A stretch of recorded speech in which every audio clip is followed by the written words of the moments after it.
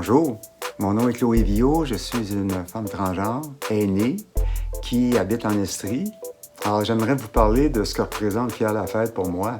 En fait, c'est la première marche que j'ai faite il y a 5 ans pour la communauté LGBT. J'aurais aimé ça le faire quand j'étais à Montréal. Bien, j'ai toujours habité Montréal et je ne pouvais pas faire ça. Je n'étais pas rendu là dans ma vie. Et puis, quand je me suis retrouvé ici en Estrie, bien, c'était le temps pour moi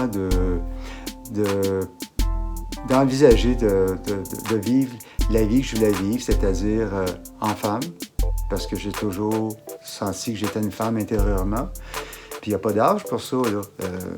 Puis j'ai eu beaucoup d'années de latence, des années où on se pose plein de questions sans réponse. Et puis à un moment donné, bien, j'ai dit « ça fait ». Et là, j'ai appelé LGBT Sherbrooke. Dans le temps, ça s'appelait comme ça parce que je voulais avoir un endroit où je pouvais sortir et m'habiller en femme. Et on m'a dirigé vers l'autre zone. Il y a aussi qu'on m'a suggéré de participer à un groupe qui s'appelait Caméléon, je pense qu'il existe encore.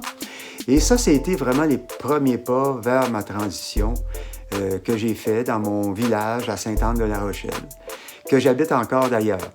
Alors, c'était comme bénéfique pour moi, puis je me suis découverte une espèce de mission et je vais commencer à m'impliquer dans des organismes, Transmauricie Centre du Québec, Réseau des lesbiennes du Québec, j'ai été administratrice pendant 1 an et demi, Fondation Émergence avec le programme Pour que vieillir soit gay, un programme qui me tient beaucoup à cœur parce qu'il y a eu une période pas facile non plus où ça a été beaucoup médiatisé, la transidentité, bien, c'était chez les jeunes et puis on ne parlait pas des personnes de ma génération.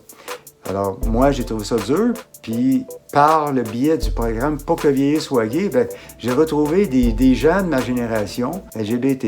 Je pense qu'on oublie beaucoup les aînés et on peut les oublier encore plus quand on est soit gay, lesbienne, transgenre, bisexuel. Et très souvent, bien, en vieillissant, on a tendance à croire qu'on peut revenir dans le placard. Puis je pense que présentement, là, avec cette pandémie, je pense que c'est encore plus important de considérer qu'une personne aînée, LGBT, avec le confinement, bien, c'est un double confinement. Être trans en région, c'est quelque chose. C'est différent de faire une transition dans les grands centres, à Montréal ou ailleurs. Je l'entends parler, c'est pas facile nécessairement, mais c'est faisable. Mais de pouvoir dire que moi, j'ai fait mon coming out en Estrie, et puis de parler de Sherbrooke, de parler de Fier la Fête, je suis très contente, je suis fière de ça, là. Cette année, c'est pas facile parce que c'est un cadre de pandémie. C'est un événement qui va se passer d'une façon différente, mais le cœur est là, j'en suis certaine.